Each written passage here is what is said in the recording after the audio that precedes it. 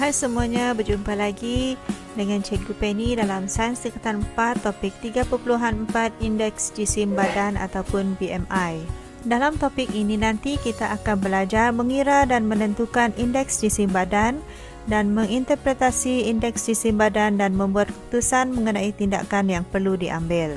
Mari kita lihat mengira dan menentukan indeks jisim badan.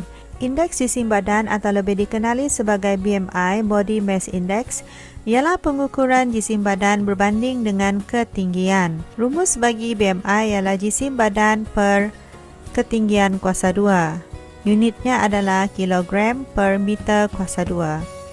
Apakah kepentingan mengetahui BMI kita? BMI adalah salah satu cara untuk menentukan sama ada kita mengalami masalah jisim badan atau tidak. Setelah mendapat keputusan BMI, jadual 3.2 di bawah boleh digunakan untuk menentukan sama ada kita tergolong dalam golongan individu yang mengalami masalah jisim badan berlebihan, normal ataupun kurang jisim badan. Mari kita kaji carta indeks jisim badan ini. BMI kurang daripada 18.5 dikategorikan sebagai kurang jisim badan. Manakala jisim badan unggul adalah dengan BMI 18.5 sehingga 24.9. Sekiranya kita mempunyai BMI 25 hingga 29.9, itu bermaksud kita berada di dalam kategori berlebihan jisim badan.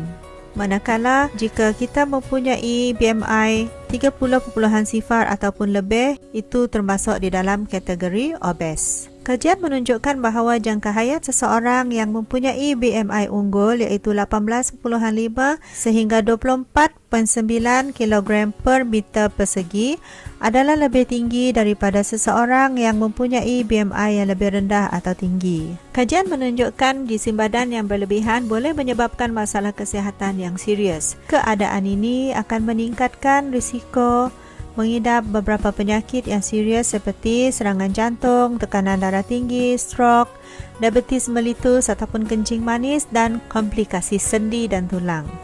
Kurang jisim badan juga boleh meningkatkan risiko seseorang untuk mendapat masalah kesihatan seperti penyakit jantung, penurunan daya tahan badan melawan penyakit, keletihan, anemia dan kemurungan.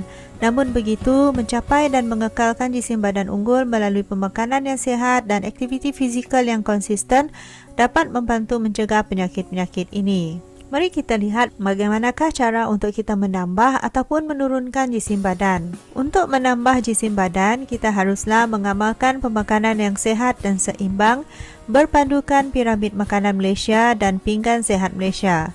Makan mengikut waktu yang tetap, ambil snack yang padat dengan nutrien bagi menambah kalori. Makan makanan yang berkhasiat lebih daripada biasa. Cara menurunkan jisim badan pula ialah kita haruslah tetapkan sasaran yang realistik seperti menurunkan setengah kilogram dalam seminggu. Pantau dan rekod jisim badan kita seminggu sekali. Makan makanan yang sihat secara sederhana berdasarkan piramid makanan Malaysia dan pinggan sihat Malaysia. Buat beberapa perubahan dalam cara pemakanan kita seperti mengubah cara penyediaan makanan. Kurangkan atau elakkan makanan yang tinggi kandungan gula ataupun lemak.